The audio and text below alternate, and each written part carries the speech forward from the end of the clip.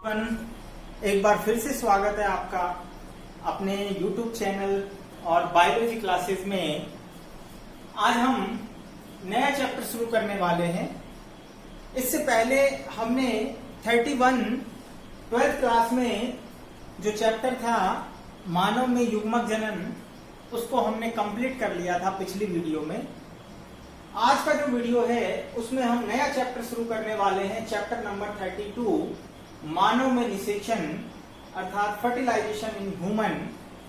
क्योंकि युग्मक जनन की जो प्रक्रिया है उसके बाद नेक्स्ट प्रोसेस जो होता है डेवलपमेंटल बायोलॉजी के अंदर, उसमें निषेचन की प्रक्रिया आती है।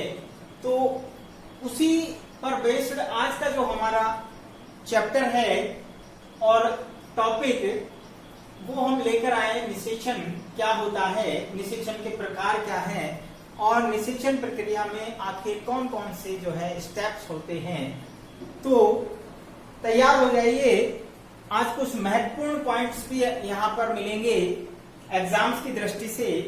तो सबसे पहले हम बात करते हैं आखिर निषेचन की परिभाषा क्या होती है, डेफिनेशन क्या है, what is definition of fertilization. तो ध्यान रखना, फर्टिलाइजेशन को हम केवल इतना बताएंगे कि नर युग्मक अर्थात जो मेल गैमेट होता है दैट इज स्पर्म का female gamete that is ovum से संयोजित होकर द्विगुणित जाइगोट बनाने की क्रिया, द्विगुणित जो डिप्लॉयड जाइगोट बनता है उस बनने की प्रोसेस को ही हम निषेचन कहते हैं। तो नर युग्मक शुक्राणु व मादा युग्मक अंडाणु के संयोजित होकर द्विगुणित जाइगोट बनने की प्रक्रिया निषेचन कहलाती है। ये बात किसने कही? आइंस्टीन ने कही। आइंस्टीन ने ये बात कही। अलग अलग वैज्ञानिकों ने अपने अपने हिसाब से डिफाइन किया। किसी ने कहा कि मेल और फीमेल गैमेट के प्रोन्यूक्लियाई का फ्यूजन ही फर्टिलाइजेशन कहलाता है। जैसा हमने सेकंड जो परिभाषा है उसमें बताया है कि नर पूर्व केंद्रक, वास्तव में होता क्या है कि जो दो गैमेट्स होते हैं उनके न सिर्फ जीवद्रव बल्कि उनके प्रोन्यूक्लियाई अर्थात जो केंद्रक होते हैं, अगुणित केंद्रक हैप्लॉइड, जो ऑलरेडी जो गैमेटोजेनेसिस में अर्धसूत्री विभाजन से बने हैं, उनका वास्तव में क्या होता है, संयोजन होता है, वो आपस में फ्यूज होते हैं। इसी प्रोसेस को हम फर्टिलाइजेशन कहते हैं और इस फ्यूज होने से जाइगोट बनता है। ये हम सभी जानते हैं, हमने पिछली जो है क्लास के अंदर भी ये बात पढ़ी थी कि जो फर्टिलाइजेशन होता है वो मेल और फीमेल गैमेट के संयोजन से जाइगोट के बनने की प्रोसेस को कहते हैं। तो यहाँ हार्टविग एक और जो है वैज्ञानिक है, उन्होंने बात बताई है कि नर युग्मक के केंद्रक, नर पूर्व केंद्रक अर्थात मेल प्रोन्यूक्लियाई तथा फीमेल प्रोन्यूक्लियाई के संलयन को निषेचन कहते हैं। के संलयन को क्या कहते हैं? निषेचन कहलाता है। ये बात हार्टविग ने बताई, ये हार्टविग के अनुसार है। तो यानी डेफिनेशन अलग अलग हो सकती है, लेकिन मेन जो प्रोसेस है वो हमें समझ में आ गया है। आगे अगर हम बात करें वास्तव में निषेचन है क्या? निषेचन घटनाओं की एक श्रृंखला है। घटनाओं की क्या है? एक श्रृंखला है, यानी ये एक चेन है जिसमें कई स्टेप्स होते हैं और वो सब स्टेप्स को हम आगे बताएंगे डिटेल से पूरी जो है नेक्स्ट वीडियो के अंदर कि निषेचन में कौन कौन सी घटनाएं होती हैं। तो यहाँ हम कह रहे हैं निषेचन एक घटनाओं की श्रृंखला है जिसमें शुक्राणु अंडे में भ्रूण परिवर्धन, ध्यान रखना, शुक्राणु अंडे में भ्रूण परिवर्धन या हम इसको कह सकते हैं भ्रूण जनन, दैट इज एम्ब्रियोजेनेसिस, एम्ब्रियोजेनेसिस को सक्रिय करता है। राइट? बात समझ में आई कि निषेचन घटनाओं की वो श्रृंखला है, अर्थात निषेचन में वास्तव में हो क्या रहा है।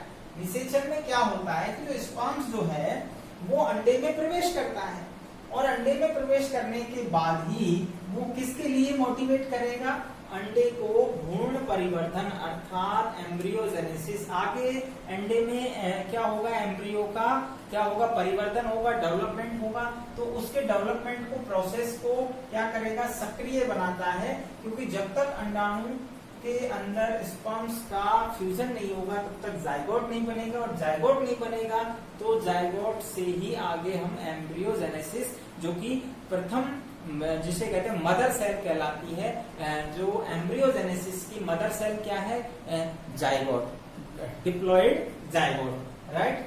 तो नेक्स्ट आगे का पॉइंट क्या कहता है कि मानव में निषेचन जो क्रिया है, अब ये कहाँ होती है, अगर स्थल की बात करें, वेरी इंपॉर्टेंट पॉइंट है, ध्यान रखना, ये कई बार एग्जामों में पूछा गया है कि मानव में निषेचन क्रिया यानी फर्टिलाइजेशन की जो प्रोसेस है वो कहाँ होती है, दैट इज डिंब वाहिनी या अंड वाहिनी, जिसको ओविडक्ट या हम फैलोपियन ट्यूब या फर्टिलाइजेशन ट्यूब कहते हैं। पिछली वीडियोस में हमने पढ़ा था इस बात को, तो वहां पर होती है, और वहां पर भी किस भाग में, ध्यान रखना, एम्पुला, जो फूला हुआ भाग होता है, हमने बात किया, आपको ध्यान हो तो ये जो है, ये जो ट्यूब आ रही है, और यहाँ पर आप देख रहे हैं इसका जो ये फिम्बरी होते हैं, और ये जो फूला हुआ भाग होता है यहाँ पर, दैट इज एम्पुला।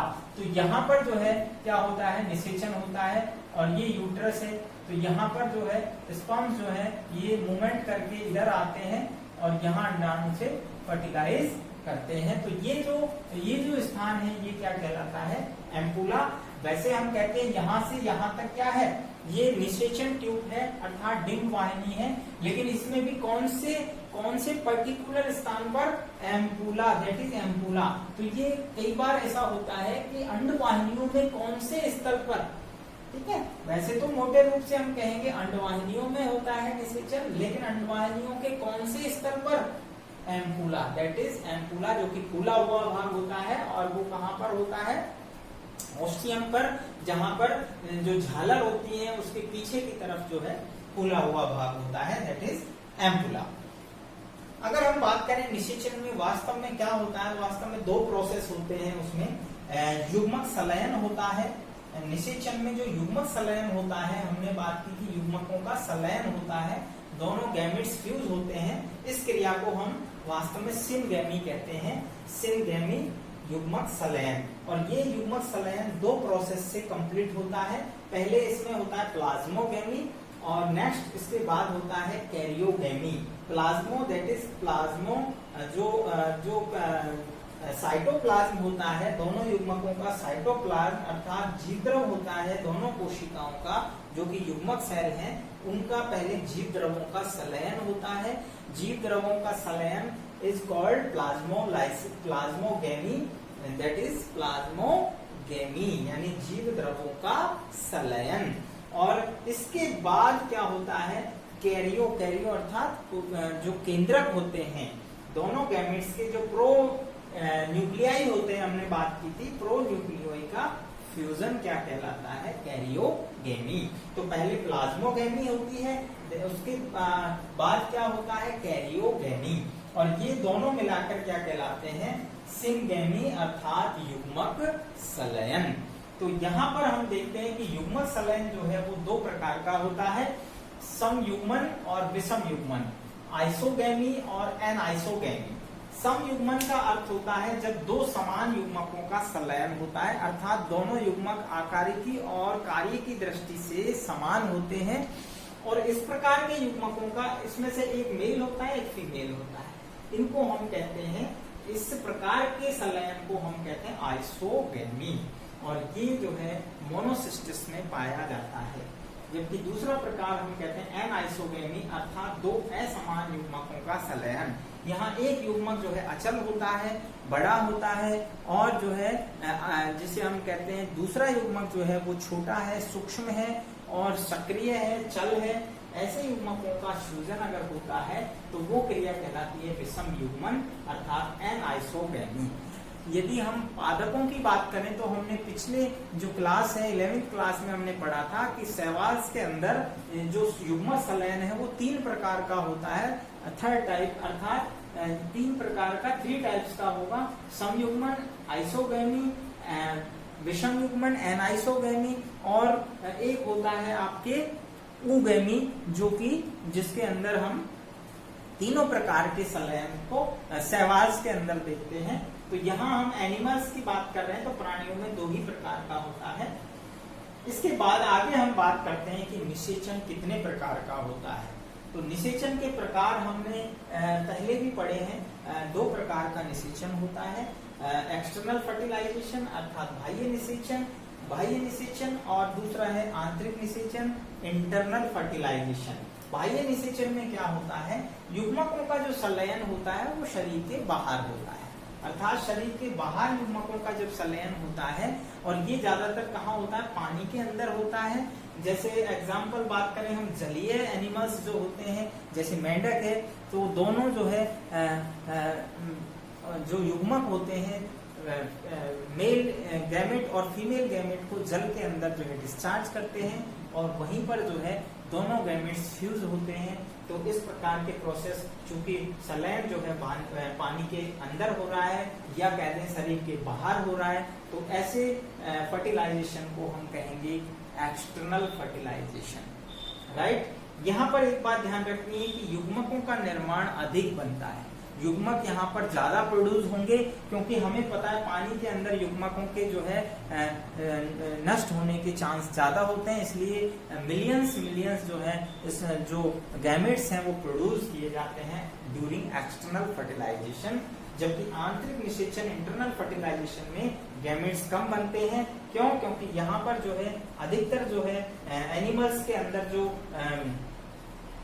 जो प्रोसेस है वो शरीर के अंदर हो रही है, अर्थात युग्मकों का संलयन जब मादा के शरीर में अंडवाहिनियों में होता है, युग्मकों का संलयन मादा के शरीर में अंडवाहिनियों में, जैसा हमने बात की अधिकतर प्राणियों में अंडवाहिनियों में होता है, और इस प्रकार के निषेचन को आंतरिक निषेचन कहते हैं। इसमें अपेक्षाकृत युग्मक कम बनते हैं। और बात करें तो यहाँ पर एग्जाम्पल की, तो अंड जरायुज और जरायुज यानी ओविविपेरस और विविपेरस जो एनिमल्स होते हैं उन सभी के अंदर आंतरिक निषेचन होता है। जैसे हम बात करते हैं एकिडना और प्लेटिपस जो है वो अंडी जरायुज प्राणी है, इसके अंदर भी आंतरिक निषेचन होगा। जबकि सभी जो विविपेरस प्राणी है मैमेलियंस, उन सब के अंदर आंतरिक निषेचन होगा। लेकिन यहाँ नोट करने वाली बात है कि जो अंडज प्राणी होते हैं अर्थात ओविपेरस होते हैं, ओविपेरस जो अंडे देने वाले प्राणी हैं जैसे पक्षी हैं, मेंढक हैं, उन सब के अंदर क्या होगा, उनमें बाह्य और आंतरिक दोनों प्रकार का निषेचन हो सकता है। जैसा मेंढक में हमने कहा बाह्य निषेचन होता है, जबकि पक्षियों में और रेप्टाइल्स में चूंकि अंड प्रजक हैं, अंडे देने वाले प्राणी हैं, इसलिए उनको हम उसमें कैसा निषेचन होगा, आंतरिक निषेचन। तो यहाँ दोनों ही प्रकार का मिलेगा, आंतरिक भी और बाह्य। तो ये बात क्लियर हो गई। इसके बाद हम कुछ और फैक्ट्स हैं फर्टिलाइजेशन से संबंधित, उनकी बात करते हैं। तो नेक्स्ट जो है पॉइंट हमारे, उसकी हम बात करते हैं कि आंतरिक जो निषेचन है, आंतरिक निषेचन में शुक्राणुओं को, वास्तव में जो आंतरिक निषेचन है उसमें स्पर्म्स को मादा के जनन भाग में स्खलित किया जाता है, यानी उसको एजुकुलेट किया जाता है।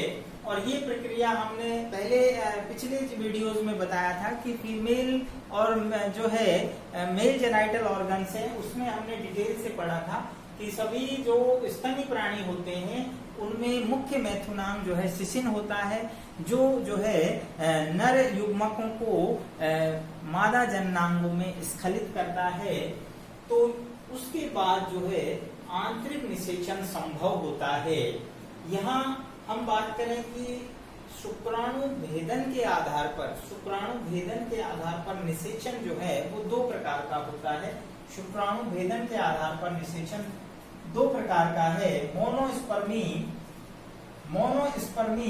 और पॉलीस्पर्मी। मोनोस्पर्मी का अर्थ है कि केवल एक अंडाणु में एक ही स्पर्म्स एंट्री करता है और उसे भेदन करता है, अर्थात जो एक ही शुक्राणु जो है वो अंडाणु को पेनिट्रेट करके निषेचन करता है। जबकि पॉलीस्पर्मी के अंदर क्या होता है, दो या दो से अधिक स्पर्म एक साथ अंडाणु के खोल के अंदर एंट्री कर जाते हैं और इस प्रोसेस को, इस प्रकार के निषेचन को हम पॉलीस्पर्मी कहते हैं। नेक्स्ट टर्म की बात करते हैं, वीर्य सेचन क्या होता है। ये टर्म्स कई बार एग्जाम्स में पूछी गई है, बहुत इंपॉर्टेंट टर्म्स हैं। वीर्य सेचन, इंसेमिनेशन। तो वास्तव में हमने कहा कि आंतरिक निषेचन में स्पर्म्स को जो है फीमेल जेनाइटल ऑर्गन्स में एजुकेट किया जाता है। इस प्रोसेस को ही वीर्य सेचन कहते हैं, अर्थात इंसेमिनेशन। अंतः निषेचन के लिए यानी आंतरिक निषेचन के लिए नर द्वारा मादा के शरीर में स्पर्म्स को मुक्त करना वीर्य सेचन कहलाता है। लेकिन अगर इस प्रक्रिया को हम, ये वास्तव में प्राकृतिक वीर्य सेचन है, अगर हम इस प्रक्रिया को आर्टिफिशियली करवाते हैं तो ये कृत्रिम वीर्य सेचन कहलाता है, अर्थात आर्टिफिशियल इंसेमिनेशन। अर्थात कृत्रिम रूप से परिरक्षित यानी प्रिजर्व्ड जो है स्पर्म्स को कृत्रिम रूप से परिरक्षित एवं संचयित शुक्राणुओं को आवश्यकता अनुसार मादा के गर्भाशय में मुक्त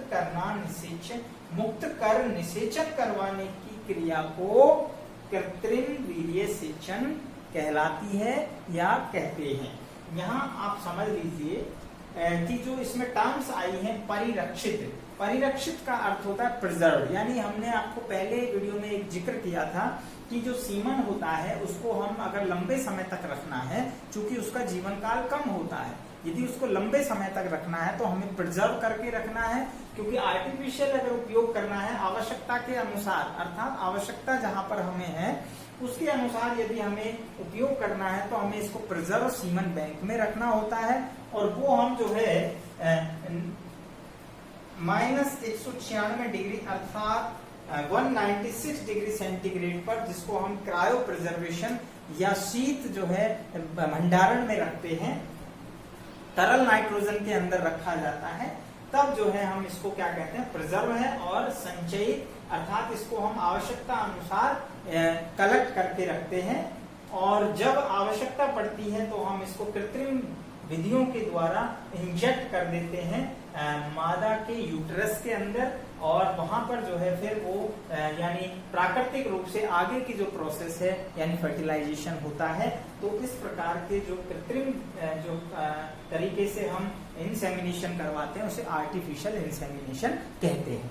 वास्तव में ये प्रोसेस प्राचीन काल से पशुओं के लिए हम काम में लेते हैं, लेकिन आजकल जो है मानव के अंदर, मॉडर्न जो है टेक्नोलॉजी के अंदर, चूंकि बहुत सारी जो है जनन से संबंधित कॉम्प्लिकेशंस होती हैं, गैमेट्स से संबंधित कॉम्प्लिकेशंस होती हैं, उनको ध्यान में रखते हुए आजकल हम जो है मानव के अंदर भी हम आर्टिफिशियल इंसेमिनेशन करते हैं आवश्यकता के अनुसार। मैंने कहा आवश्यकता के अनुसार, ये देखा जाता है कि जरूरत के हिसाब से कि किस जो है कपल्स को किस प्रकार की प्रॉब्लम है, ये हम आधुनिक जनन प्रौद्योगिकी में पढ़ेंगे, जो कि हमारा एक नया टॉपिक है।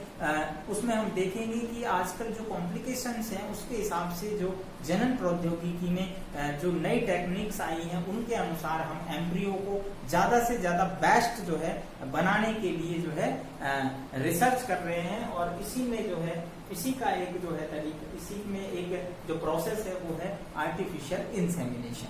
तो आगे की जो वीडियोस है उसमें हम देखेंगे कि किस प्रकार निषेचन की प्रक्रिया जो है संभव होती है, उसमें कौन कौन से स्टेप्स आते हैं। तो देखते रहिए, तब तक के लिए अपनी ऑनलाइन क्लासेस